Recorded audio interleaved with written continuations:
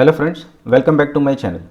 Public provident fund scheme government की small saving schemes में एक और फ्लैगशिप स्कीम जो बहुत प्रिविलेंट है और जिसमें सभी टाइप के इन्वेस्टर इन्वेस्ट करते हैं। तो क्या है ये पब्लिक प्रोविडेंट फंड स्कीम, इसकी एलिजिबिलिटी क्या है, कितना अमाउंट इसमें आप डिपॉजिट कर सकते हो, कितनी ड्यूरेशन के लिए आप पैसा इन्वेस्ट कर सकते हो, रेट ऑफ इंटरेस्ट क्या मिलता है। जैसे कि आप लोग जानते ही होंगे, ये स्कीम एक लॉन्ग ड्यूरेशन की स्कीम है। तो क्या इसमें लोन फैसिलिटी अवेलेबल है, क्या कोई तरीका है जिससे मैं पार्शियल विड्रॉल कर सकता हूँ, या फिर मैं इस स्कीम में अपने अकाउंट को प्री मैच्योर क्लोज कर सकता हूँ, ये सब हमने इस वीडियो में समझना है। तो चलिए वीडियो को स्टार्ट करते हैं। सबसे पहले एलिजिबिलिटी ऑफ द स्कीम, कौन लोग इसमें इन्वेस्ट कर सकते हैं। ए रेजिडेंट इंडिविजुअल, देखिए ये वर्ड बहुत फोकस करने के लिए है। रेजिडेंट इंडिविजुअल इसका अकाउंट ओपन कर सकते हैं जिसकी एज 18 ईयर्स एंड अबोव है। 18 साल से ऊपर के रेजिडेंट इंडिविजुअल इसमें अकाउंट ओपन कर सकते हैं। There is no upper age limit, इसमें कोई अपर एज लिमिट नहीं है अकाउंट ओपनिंग के लिए। कोई भी इंडिविजुअल जो इसमें अकाउंट ओपन करता है वो on the behalf of minor भी ओपन कर सकता है और पर्सन ऑफ अनसाउंड माइंड भी कर सकता है, लेकिन इसकी कुछ कंडीशंस है वो भी हमने समझनी है। तो रेजिडेंट इंडिविजुअल वर्ड इसलिए मैंने आपको फोकस करने के लिए कहा था। इस स्कीम में एनआरआईज और हिंदू अनडिवाइडेड फैमिली ये लोग इन्वेस्ट नहीं कर सकते हैं, ये लोग एलिजिबल नहीं हैं। और सेकेंडली इसमें ज्वाइंट अकाउंट भी ओपन करने का आपको राइट नहीं है, आप इसमें ज्वाइंट अकाउंट ओपन भी नहीं कर सकते हैं। जैसे कि स्कीम रिस्ट्रिक्टेड है इंडिविजुअल्स के केस में।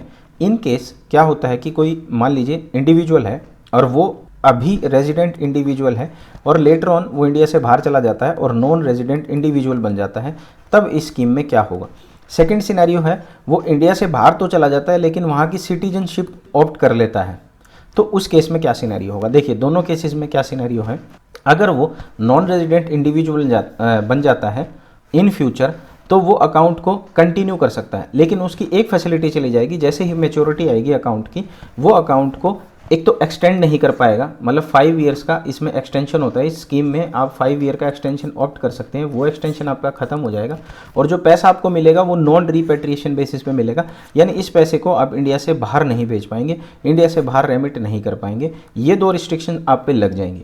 और माइनर के केस में भी सेम सिनेरियो होगा, आप स्कीम को कंटिन्यू कर सकते हैं। सेकेंड सिनेरियो जो इसमें हमने समझा था, इंडिया से बाहर तो कोई पर्सन चला गया लेकिन उसने सिटीजनशिप ऑप्ट कर ली दूसरी कंट्री की, उस केस में क्या होगा। उस केस में देखिए कोई एक्सटेंशन नहीं होगी और इस अकाउंट को क्लोज्ड करना डीम्ड मान लिया जाएगा, क्लोज्ड। और क्लोज्ड कब से मान लिया जाएगा, जिस मंथ में वो गया है उससे पिछले मंथ तक। मान लीजिए कोई पर्सन मई 2023 में सिटीजनशिप ऑप्ट कर लेता है, तो अप्रैल 2023 से उसका अकाउंट क्लोज्ड मान लिया जाएगा। तो समराइज करते हैं, इस स्कीम में अकाउंट ओपनिंग के लिए आपको 18 साल से ऊपर होना पड़ेगा। On the behalf of minor और पर्सन ऑफ अनसाउंड माइंड भी अकाउंट खोला जा सकता है। और एनआरआई और हिंदू अनडिवाइडेड फैमिली यानी नॉन इंडिविजुअल इसमें अकाउंट नहीं खोल सकते हैं, एनआरआईज इसमें अकाउंट नहीं खोल सकते हैं। तो सर एक बात बताइए, अभी आपने बताया कि माइनर के नाम पर भी अकाउंट ओपन हो सकता है, कितना अमाउंट में कंट्रीब्यूट कर सकता हूँ। इस स्कीम की maximum ceiling of investment per year की 1.5 लाख है।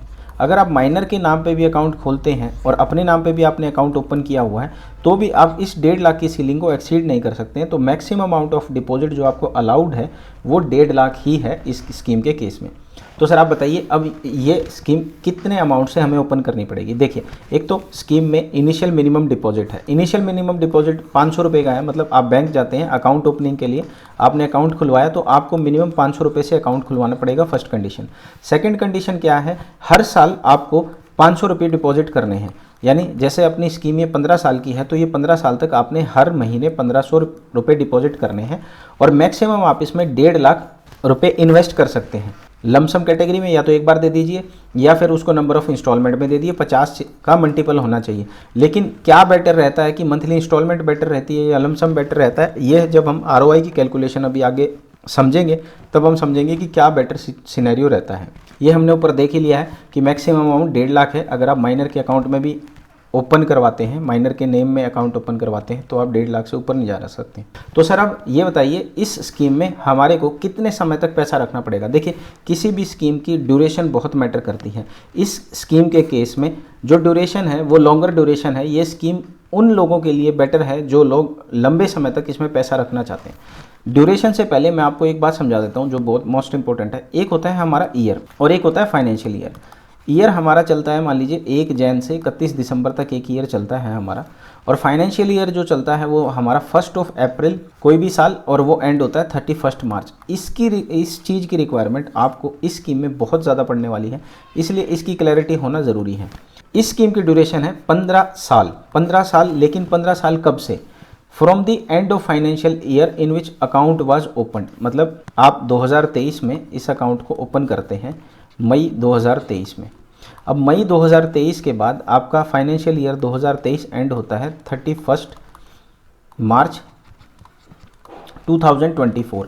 ये पीरियड इसमें कैलकुलेट नहीं किया जाएगा। जो आपकी मैच्योरिटी कैलकुलेट की जाएगी वो की जाएगी 1 अप्रैल 2024 से 15 साल आपके कैलकुलेट किए जाएंगे, ना कर कि जिस समय आपने इन्वेस्ट किया मई 2023, वहाँ से आपका टाइम पीरियड कैलकुलेट नहीं किया जाएगा, यहाँ से कैलकुलेट किया जाएगा। तो सर यहाँ से कैलकुलेट किया जाएगा तो मेरे को कितने कंट्रीब्यूशन इसमें डालने पड़ेंगे? देखिए, सबसे पहला कंट्रीब्यूशन मई 2023 में आपने अकाउंट ओपन किया, वो वाला कंट्रीब्यूशन मान लीजिए आपने 500 रुपये किया है। उसके बाद आप स्कीम में कंटिन्यू करते हैं, 15 साल तक आपको मिनिमम 500 रुपये इसमें इन्वेस्ट करने हैं। तो 15 साल ये और 1 साल ये, 16 साल तो ये हो गए। और जब 17वां साल आएगा, 17th ईयर आएगा, 1 अप्रैल जो आपका 17th ईयर पड़ेगा, उस टाइम ये अकाउंट आपको मैच्योर हो जाएगा, तब ये आपको पैसा मिलेगा। 17th ईयर पे आपको पैसा मिलेगा। इस तरह से इसका 17th ईयर काम करता है। तो सर जब ये 17th ईयर कंप्लीट हो जाएगा 15 ईयर की मैच्योरिटी के बाद, तो क्या मैं इसको एक्सटेंड कर सकता हूँ? देखिए, आपको ये ऑप्शन मिलता है इस स्कीम को, अकाउंट को एक्सटेंड करने का, विद कंट्रीब्यूशन और विदाउट कंट्रीब्यूशन। ये भी हमने समझना है वीडियो में आगे। और नेक्स्ट इसमें है कि माइनर और पर्सन ऑफ अनसाउंड माइंड का भी अकाउंट क्या एक्सटेंड किया जा सकता है। तो सर इस स्कीम में आपको ये अकाउंट भी एक्सटेंड करने के लिए अलाउड है। अब नेक्स्ट इंपॉर्टेंट पार्ट है सर रेट ऑफ इंटरेस्ट। किसी भी स्कीम में जब आप इन्वेस्ट करते हैं तो आपका सबसे प्राइम फोकस रहता है कि रेट ऑफ इंटरेस्ट कितना है। स्कीम में अगर मैं इन्वेस्ट करूँगा तो मुझे ब्याज कितना मिलेगा। तो इस स्कीम में जो इंटरेस्ट होता है वो गवर्नमेंट नोटिफाई करती है, और एट प्रेजेंट गवर्नमेंट की नोटिफिकेशन के हिसाब से इसमें रेट ऑफ इंटरेस्ट 7.1% है। आपको इसमें 7.1% इंटरेस्ट मिलेगा। लेकिन इसकी कैलकुलेशन समवट डिफरेंट होती है, जैसा कि हमने पिछली वीडियो में सीनियर सिटीजन सेविंग स्कीम में समझा था, उससे इसकी इंटरेस्ट कैलकुलेशन बिल्कुल डिफरेंट है। और मैं आपको बताता हूँ इसकी इंटरेस्ट कैलकुलेशन वर्क कैसे करती है। सबसे पहले इसमें जो इंटरेस्ट लगता है वो आपका एनुअल कंपाउंडिंग होता है। एनुअल कंपाउंडिंग होता है और एनुअल कंपाउंडिंग में कैलकुलेटेड मंथली होता है। इसका क्या मतलब है? देखिए, जो भी आपका रेट ऑफ इंटरेस्ट है, जैसा मैंने अभी आपको बताया कि स्कीम में आपको 7.1 इंटरेस्ट मिलता है, और फॉर एग्जांपल आप स्कीम में 5000 पर मंथ इन्वेस्ट करते हैं, पर मंथ आपने 5000 इन्वेस्ट किया, तो 7.1% आपको इंटरेस्ट मिल रहा है। 7.1% डिवाइडेड बाई 12, यानी पर मंथ में आपको 0.59% इंटरेस्ट मिलेगा, जिसको आप मल्टीप्लाई करेंगे 5000 से, तो इसकी वैल्यू आपके केस में 30 रुपीज़ आएगी, 29.58 आएगी, जो राउंड होकर के 30 आपकी वैल्यू आएगी पर मंथ इंटरेस्ट की। अब ये इंटरेस्ट एक्यूमुलेट होता रहेगा। जैसे नेक्स्ट मंथ आप जाएंगे तो नेक्स्ट मंथ आपका अमाउंट 5000 आप मंथली कंट्रीब्यूशन कर रहे हैं, तो अनदर 5000 आपने इसमें डाले, तो इस 10,000 पे आपको 59 रुपीज़ इंटरेस्ट मिल गया। ऐसे आपका इंटरेस्ट एक्यूमुलेट होता रहेगा और 12 मंथ तक आपका इंटरेस्ट एक्यूमुलेट हो जाएगा, जो अपने इस सिनेरियो में 2308 बनता है। अब ये 2308 जो इंटरेस्ट बना, ये मंथली इंटरेस्ट लगा, लेकिन ये कैपिटलाइज होगा ईयर एंड में। जब साल खत्म हो जाएगा तो आपने जो 60,000 इन्वेस्ट किया था 31 मार्च को, प्लस गवर्नमेंट इसमें अपना इंटरेस्ट क्रेडिट कर देगी 2308, और आपको एंड में 62308 रुपीज़ आपका एक्यूमुलेट हो जाएगा। सेकंड सिनेरियो इसमें है कि अगर मान लीजिए मैं 60,000 की एक सिंगल इन्वेस्टमेंट करता हूं, उस केस में इंटरेस्ट कैलकुलेशन क्या होगा कि मैं मंथली कंट्रीब्यूट नहीं कर रहा हूं। अब आपने 60,000 डाल दिया तो पर मंथ का इंटरेस्ट इसमें 0.59% है। इसको मल्टीप्लाई किया 60,000 से, तो आपका मंथली इंटरेस्ट निकल के आता है 355, और ये 355 12 मंथ्स तक आपका लगेगा, जिसकी वैल्यू 4260 है। अब ये वैल्यू आपकी लास्ट में कैलकुलेटेड मंथली और एनुअल कंपाउंडिंग है। अब ये जब आपका साल खत्म हो जाएगा तो 64260 आपको क्रेडिट कर दिए जाएंगे 31 मार्च ईयर एंड के। और एक बात इसमें सब और इम्पोर्टेंट है कि सर मैं इन्वेस्ट कब करूं, कब मेरे लिए बेटर होगा। देखिए, इस स्कीम में जो इंटरेस्ट कैलकुलेशन का जो बेस अमाउंट है वो डेट वाइज डिपेंड करता है। वो एक बैलेंस को उठाता है, उस पर इंटरेस्ट लगाता है, वो पर डे का इंटरेस्ट नहीं लगाता है, वो एक पर्टिकुलर बैलेंस पे इंटरेस्ट लगाता है। जैसे फॉर एग्जांपल मैं आपको दो सिनेरियो बताता हूँ। आपने 4 तारीख को पैसा डाला स्कीम में और आपने स्कीम में 8 तारीख को पैसा डाला, तो वो 5 तारीख के हिसाब से इंटरेस्ट को कैलकुलेट करता है और जो मिनिमम बैलेंस होता है उस पर इंटरेस्ट लगाता है। मान लीजिए आप अभी 5000 4 तारीख को कंट्रीब्यूट करते हैं स्कीम में और 5000 आपके पहले से पड़े हुए हैं स्कीम के अंदर, तो अब 4 तारीख को आपने इन्वेस्ट कर दिया है तो वो 5 के बाद बैलेंस देखेगा, मिनिमम बैलेंस 5 तारीख को उसके पास मिनिमम बैलेंस अवेलेबल है 10,000 पे, और वो 10,000 पे आपका इंटरेस्ट लगा देगा मंथली 0.59 के हिसाब से। अब देखिए आप क्या करते हैं कि आप इन्वेस्टमेंट जो है वो 4 तारीख को ना करके 8 तारीख को करते हैं और 8 तारीख को आपने 5,000 डाल दिए, तो अब आपके हिसाब से मंथ एंड में आपके पास 10,000 रुपये हैं और आपका इंटरेस्ट जो है वो 10,000 पे लग जाना चाहिए। इस स्कीम में ऐसा नहीं होता है, आपको इस चीज़ का ध्यान रखना है। आपको इन्वेस्टमेंट हमेशा 5 तारीख से पहले ही करनी है, क्योंकि ये मिनिमम बैलेंस उठाएगा 5 तारीख से मंथ एंड तक का। अब आपके केस में अब आपने पैसा डाला है 8 तारीख को और ऑलरेडी प्रीवियस बैलेंस जो रनिंग था वो 5,000 था, तो जो मिनिमम क्रेडिट बैलेंस उसके पास अवेलेबल है वो 5,000 है। अब ये इंटरेस्ट लगाएगा 5,000 के ऊपर ही, आपको इंटरेस्ट 10,000 पे नहीं मिलेगा। तो ये एक ध्यान रखने वाली बात है, ये हमारा इन्वेस्टमेंट का रिटर्न ये इंक्रीज़ कर सकता है। तो सर एक बात और बताइए, आपने कहा कि हर महीने इसमें 500 रुपये डिपॉजिट करना ही है, अगर मान लीजिए मैं डिपॉजिट नहीं करता हूँ, डिपॉजिट मेरा नहीं आता है 500 रुपये का, तो क्या होगा? तो सर आपका अकाउंट डिसकंटिन्यू हो जाएगा, तो आपका अकाउंट आपको रिवाइव करना पड़ेगा। जब आपका अकाउंट डिसकंटिन्यू स्टेट में चला जाएगा आपको इंटरेस्ट मिलता रहेगा, इंटरेस्ट में कोई इशू नहीं है। तो सर अब आप पूछेंगे कि जब मुझे इंटरेस्ट मिल ही रहा है तो मैं अपने अकाउंट को डिसकंटिन्यू कर देता हूँ, क्या फ़र्क पड़ता है? फ़र्क ये पड़ता है कि आपके पास कुछ और राइट भी होते हैं, जैसे इसमें एक तो आप नया अकाउंट नहीं खोल पाएंगे जब तक आप इस अकाउंट को क्लोज़ नहीं कर सकते, यानी 15 साल आपके कंप्लीट हो गए उसके बाद आप नया अकाउंट ओपन करना चाहते हो आप नहीं कर पाओगे। सिमिलरली आप लोन फैसिलिटी, मैंने जैसे ऊपर भी बताया था, इस स्कीम में आपके पास लोन फैसिलिटी भी है, पार्शियल विड्रॉल की फैसिलिटी भी है, ये सारी आपकी चली जाती हैं अगर आपका अकाउंट डिसकंटिन्यू हो जाता है। तो सर रिवाइव करने के लिए क्या करना पड़ेगा? रिवाइव करने के लिए जैसे फॉर एग्जांपल आपने 3 साल तक उसमें पेमेंट नहीं की, तो तीनों सालों के आपने 500 रुपये पे करने हैं plus penalty for all 3 years 50 rupees के हिसाब से पेनल्टी दे करके आप इसको रिवाइव कर देंगे तो आपका अकाउंट चालू हो जाएगा। तो सर नेक्स्ट बताइए, इतनी लंबी स्कीम है, इसकी ड्यूरेशन इतनी हाई है, तो सर मेरे को पैसे की रिक्वायरमेंट बीच में पड़ जाती है, तो मैं पैसा कैसे लूँ? देखिए 2 फैसिलिटी आपके पास अवेलेबल है, एक पार्शियल विड्रॉल की फैसिलिटी और एक लोन्स की फैसिलिटी। इस स्कीम में आप लोन ले सकते हैं, लेकिन लोन लेंगे कैसे, कितना आपको लोन मिलेगा, ये सब मैं आपको अभी समझाता हूँ। इस स्कीम में आप लोन ले सकते हैं, लेकिन लोन की परसेंटेज कितनी है और किस अमाउंट बैलेंस का आपको लोन मिलेगा, ये हमने समझना है। देखिए ऊपर भी हमने समझा कि इस स्कीम में हमारे लिए मोस्ट इंपॉर्टेंट चीज़ है फाइनेंशियल ईयर, हमें फाइनेंशियल ईयर देखना है। अब फाइनेंशियल, जैसे आप जनरली पढ़ेंगे कि इस स्कीम में 3rd to 6th ईयर आपको लोन मिल जाता है और 7th ईयर से आपके पास पार्शियल विड्रॉल फैसिलिटी आ जाती है। लेकिन ये 3 to 6 ईयर का फंडा कैसे काम करता है ये मैं आपको बताता हूँ। देखिए at the time of expiry of 1 year from the end of financial year in which initial subscription was made, जैसे मान लीजिए अब मैंने 2017 का जो पीरियड है, मैंने जून 17 में मैंने अकाउंट ओपन किया, एक फाइनेंशियल ईयर ये है, उसके बाद 18-19 का एक फाइनेंशियल ईयर पड़ेगा आपका और एक फाइनेंशियल आपका पड़ेगा 19-20 का।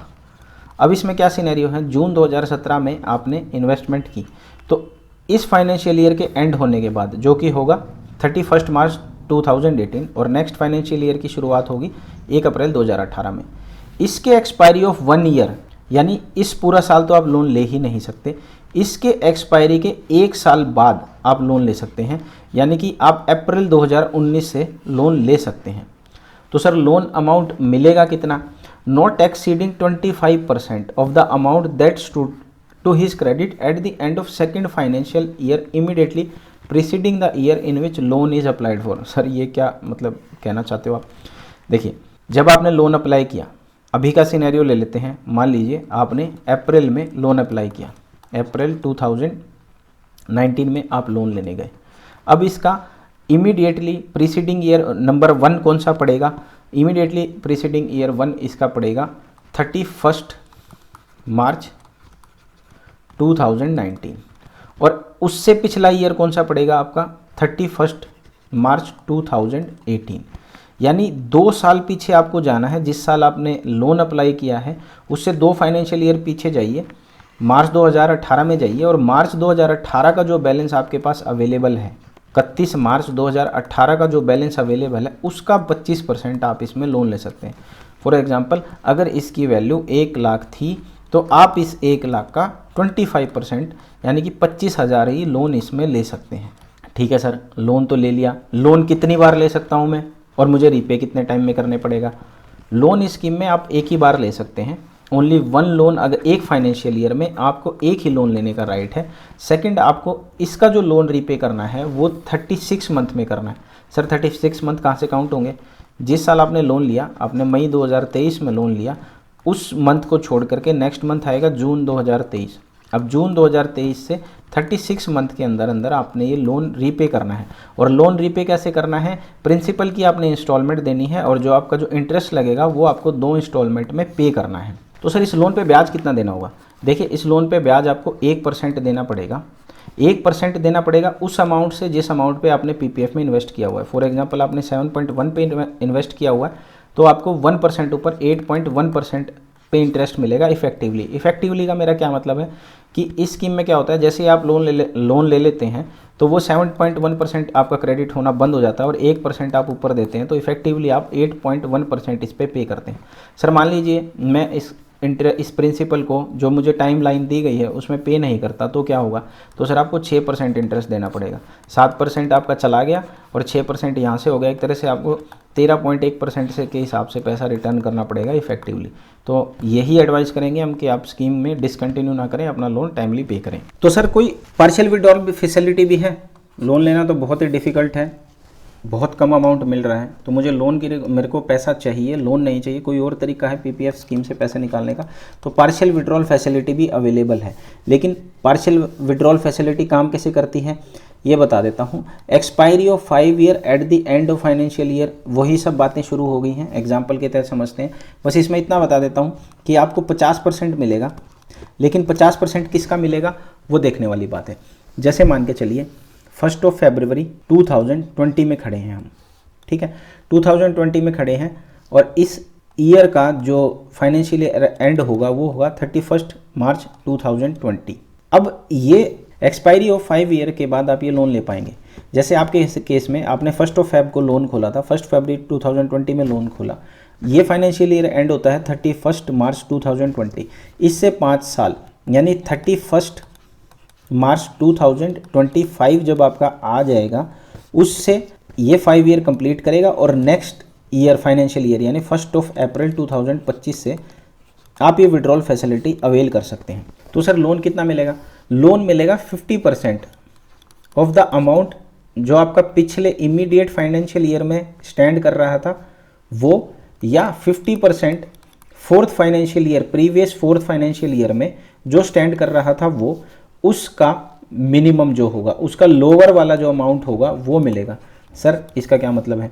देखिए इसका ये मतलब है, मान लीजिए आपने जून 2017 में आप खड़े हैं और आपने जून 2017 में लोन अप्लाई किया, तो जून 2017 का इमीडिएटली प्रीसीडिंग फाइनेंशियल ईयर कौन सा पड़ेगा? वो होगा 31 मार्च 2017। अब इसका बैलेंस देखा जाएगा। फॉर एग्जांपल इसका बैलेंस मान लीजिए 2 लाख रुपए है। तो पहली condition 50% of 2 lakh. Second condition क्या है? इससे हमें 4 फाइनेंशियल ईयर पीछे जाना है, यानी फर्स्ट फाइनेंशियल ईयर, फिर ऐसे ही 31 मार्च 2016 आएगा, ऐसे ही 2015 आएगा और 2014 आएगा। तो 2014 के 31 मार्च का बैलेंस देखा जाएगा कितना है। एग्जाम्पल के तौर पे मान लीजिए वो 50,000 है, तो 50,000 का 50%। अब 50,000 का 50% और 2 लाख का 50%, इसमें वैल्यू देखी जाएगी कम कौन सी है। ऑब्वियसली ये वैल्यू कम आएगी, तो ये अमाउंट आप विड्रॉल कर पाएंगे। सर स्कीम में इन्वेस्ट कर लिया, हर महीने कंट्रीब्यूट कर रहे हैं, 15 साल कंप्लीट हो गए, तो सर हमारे पास क्या ऑप्शन अवेलेबल है? देखिए आपके पास 15 साल कंप्लीट होने के बाद डिफरेंट ऑप्शन अवेलेबल है। पहला ऑप्शन क्या अवेलेबल है? आपके 15 साल कंप्लीट होते हैं और आप कुछ रिएक्ट नहीं करते, आप बैंक को कुछ नहीं बताते, तो इस सिनेरियो में आपका अकाउंट कंटिन्यू हो जाएगा विदाउट कंट्रीब्यूशन। सेकेंड सिनेरियो क्या है? आप बैंक जाते हैं, 15 साल कंप्लीट हो गए, आप बैंक से पैसे की डिमांड करते हैं, पैसा अकाउंट में डलवाने के लिए बोलते हैं, आपका पैसा विड्रॉ हो जाएगा। थर्ड सिनेरियो क्या हो सकता है? थर्ड सिनेरियो क्या पॉसिबल है? आप बैंक में जाते हैं, बैंक में रिक्वायर्ड फॉर्म जमा करते हैं और बोलते हैं मेरे को इस अकाउंट को कंटिन्यू करना है और मैं अपना कंट्रीब्यूशन पहले की तरह ही करता रहूँगा। नेक्स्ट इसमें पॉसिबिलिटी क्या है कि आपका अकाउंट मैच्योर हो जाता है, आप कुछ बैंक को नहीं बताते लेकिन आप मनी इन्वेस्ट करते रहते हैं, तो इस केस में क्या होगा कि अगर आपने रिक्वायर्ड टाइमलाइन में बैंक को नहीं बताया और पोस्ट ऑफिस को नहीं बताया कि आप विद कंट्रीब्यूशन इसको कंटिन्यू कर रहे हैं या विदाउट कंट्रीब्यूशन, मतलब रिक्वायर्ड फॉर्म नहीं भरे, तो ये अमाउंट इन डिफ़ॉल्ट मान लिया जाएगा। ये 1.5 लाख रुपए आपको कोई टैक्स बेनिफिट नहीं देंगे और ये पैसे आपको रिटर्न कर दिए जाएंगे। तो सर कंटिन्यू विदाउट डिपॉजिट में क्या होता है, देखिए 15 साल कंप्लीट हो गए, आप क्लोजर के लिए अप्लाई कर सकते हैं या फिर आप कंटिन्यूएशन कर सकते हैं अकाउंट का आफ्टर मैच्योरिटी। आप फर्दर डिपॉजिट नहीं करेंगे अकाउंट में और जो बैलेंस है वो आपका इंटरेस्ट अर्न करता रहेगा। आप साल में एक विड्रॉल इसमें कर सकते हैं या पूरी का पूरा भी इस अमाउंट को विड्रॉ कर सकते हैं। सेकंड सिनेरियो है, आप बैंक में जाते हैं, पोस्ट ऑफिस में जाते हैं कि मुझे अकाउंट को कंटिन्यू करना है लेकिन विद कंट्रीब्यूशन करना है, मैं पैसे पहले की तरह ही डालता रहूँगा। तो ये काम आपको कब करना है, आफ्टर मतलब before expiry of 1 year from the maturity of the account. जैसे मान लीजिए मैच्योरिटी थी मेरी 31 मार्च 2023, तो जो 31 मार्च 2023 की जो मेरी मैच्योरिटी है, इसके 1 साल एक्सपायर होने तक, जो कि 31 मार्च 2024 बनेगा इस केस में, उससे पहले पहले मुझे बैंक में रिक्वेस्ट देनी है। अगर ऐसा नहीं करता तो मैं वो विदाउट कंट्रीब्यूशन मान लिया जाएगा कंटिन्यूड। अगर आप ऐसी फैसिलिटी को ऑप्ट करते हैं तो आपके पास कंप्लीट पैसा विड्रॉल करने की फैसिलिटी ख़त्म हो जाती है और आप 60% ही विड्रॉ कर सकते हैं। सर 60% कौन से बैलेंस का कर सकता हूं, जब आपने अकाउंट एक्सटेंड किया उस समय जो आपका बैलेंस अवेलेबल था, यानी 31 मार्च 2023 को जो आपका बैलेंस अवेलेबल था, फॉर एग्जांपल 20 लाख, तो वो आप विड्रॉल कर सकते हैं उसका 60%, यानी 12 लाख अब आप इस स्कीम से विड्रॉ कर पाएंगे। और ये जो 12 लाख रुपए हैं, ये आपके पास ऑप्शन है, या तो आप लमसम में निकाल लें, एक बार में निकाल लें, या फिर ईयरली एज ए इंस्टॉलमेंट आप 5 साल निकालते रहें। बचा हुआ 40% आपका ये ब्लॉक खत्म होने के बाद ही आपको मिलेगा। सर मैंने इसमें ऑप्ट तो कर लिया लेकिन अब मैं इसमें कंटिन्यू नहीं कर पा रहा हूँ, कंट्रीब्यूशन 1.5 लाख नहीं डाल पा रहा हूँ, तो क्या मेरे पास ऑप्शन है? नहीं। अगर आप ये वाला ऑप्शन ऑप्ट करते हैं तो आप लेटर स्टेज पे इसमें से विड्रॉ नहीं कर सकते हैं। नेक्स्ट इसमें आता है, सर आपकी एक बात समझ में आ गई कि इसमें से हम इस फैसिलिटी में लोन भी हम ले सकते हैं, विड्रॉल भी कर सकते हैं पार्शियल, लेकिन मान लीजिए कुछ मेरे फैमिली में कुछ ऐसा हो जाए या मुझे ही कुछ ऐसी रिक्वायरमेंट पड़ जाए फंड की कि मेरे पास ऑप्शन ही नहीं है, तो क्या मैं प्री मैच्योर क्लोजर कर सकता हूँ अकाउंट का? आप प्री मैच्योर क्लोजर कर सकते हैं लेकिन उसके लिए कुछ कंडीशंस हैं, यानी कि अगर कोई लाइफ थ्रेटनिंग डिसीज़ है अकाउंट होल्डर की या उसकी वाइफ या हस्बैंड की और उसके डिपेंडेंट बच्चे या पेरेंट्स की, प्रोडक्शन आप करेंगे रेलेवेंट डॉक्यूमेंट्स का, तो आप इसको क्लोज कर सकते हैं। सिमिलरली अगर आप हायर एजुकेशन आपकी खुद की है या डिपेंडेंट चिल्ड्रन की है तो आप भी रिक्वायर्ड डॉक्यूमेंट प्रोड्यूस करके इसको बंद कर सकते हैं। या फिर नेक्स्ट इसमें आता है चेंज इन रेजिडेंसी स्टेटस। इसका क्या मीनिंग है? जैसे मैंने पहले बताया था कि कोई इंडियन है और वो दूसरी कंट्री में चला जाता है, दूसरी कंट्री में जाने के बाद उसके पास ऑप्शन है रेजिडेंसी चेंज होने के बाद वो चाहे तो कंटिन्यू कर सकता है और ना चाहे तो ना भी कंटिन्यू करे। इन केस ऑफ डेथ, जब अकाउंट होल्डर की डेथ हो जाएगी तो अकाउंट जो है नॉमिनी को पैसा मिल जाएगा, लीगल हेयर को पैसा मिल जाएगा। इस स्कीम में अकाउंट को कंटिन्यू करने की फैसिलिटी अवेलेबल नहीं है, आप अकाउंट को फर्दर कंटिन्यू नहीं कर सकते हैं। और कितना इंटरेस्ट मिलेगा? जैसे डिजीज्ड पर्सन है, अभी एक पर्सन एक्सपायर हो गया, तो जब आप क्लेम सेटलमेंट के लिए आएंगे तब तक इसमें वो इंटरेस्ट अर्न करता रहेगा। इसमें डेट ऑफ डेथ का मतलब नहीं होता है, डेट ऑफ डेथ से मतलब नहीं होता है।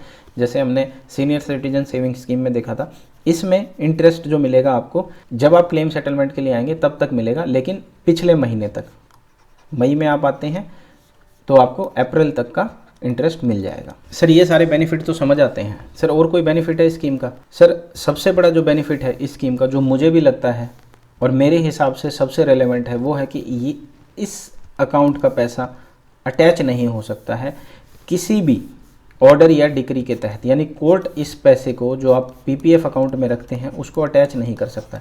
अगर आपने मेरी वीडियो देखी होगी पहले वाली सरफेजी की, तो मैंने उसमें बात की थी सीपीसी में कुछ प्रोविजंस दिए हुए हैं जो नॉट अटैचेबल प्रॉपर्टी की बात करते हैं, वहाँ पर सरफेजी नहीं लगता है।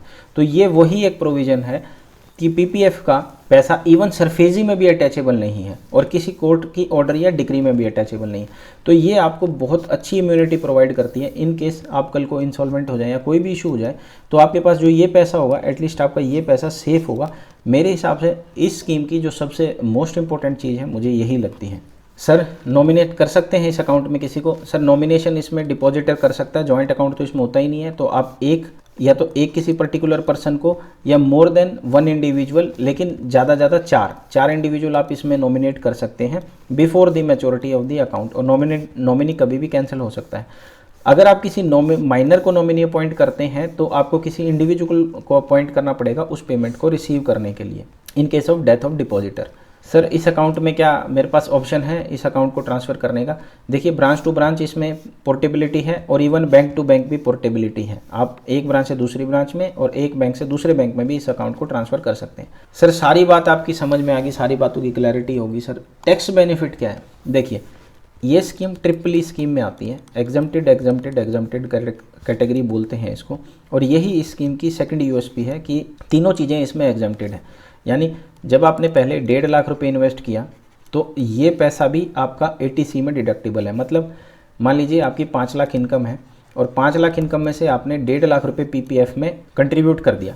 जब आपकी इनकम टैक्स कैलकुलेशन होगी तो 5 लाख में से इस 1.5 लाख को माइनस कर दिया जाएगा। सेकंड इसमें एग्जम्पशन क्या है कि जो आपका इंटरेस्ट एक्रूड होता है, जो भी आपको इंटरेस्ट मिल रहा है हर साल के एंड पे जो आपको इंटरेस्ट मिल जा रहा है वो इंटरेस्ट भी आपका टैक्स फ्री है। यानी 1.5 लाख पे जो आपने इंटरेस्ट अर्न किया वो भी टैक्स फ्री है। थर्ड इसमें है कि एट मेच्योरिटी जब ये पैसा आपको सारा मिलेगा, मान लीजिए मेच्योरिटी पे आपको 25 लैक्स मिलते हैं तो वो 25 लैक्स भी आपके टैक्स से एग्जम्प्टेड हैं। तो ये बहुत इंपॉर्टेंट चीज़ है जो इसको बहुत ही लुक्रेटिव बनाता है, क्योंकि जनरली लोगों का एक पर्सपेक्टिव होता है कि इसमें रेट ऑफ इंटरेस्ट तो 7.1% मिल रहा है और 7.1% हमें यूजुअली किसी भी स्कीम में मिल जाता है आज की डेट में। इवन एफडीज भी प्रोवाइड कर रही हैं, लेकिन एफडी का जो इंटरेस्ट होता है वो टैक्सेबल होता है। सिमिलरली अगर आप दूसरी स्कीम्स में जाते हैं, नॉन सॉवरेन स्कीम्स में भी जाते हैं, तो उसमें रिस्क रहता है आपको। इसमें कोई रिस्क नहीं है, 100% गवर्नमेंट की स्कीम है, तो वो रिस्क भी ख़त्म हो जाता है। तो ये चीज़ इसको बहुत ही लुक्रेटिव बनाती है। तो आई होप आज का वीडियो आपको समझ में आया होगा। आई रिक्वेस्ट कि आप मेरी वीडियो को लाइक शेयर एंड सब्सक्राइब जरूर करें।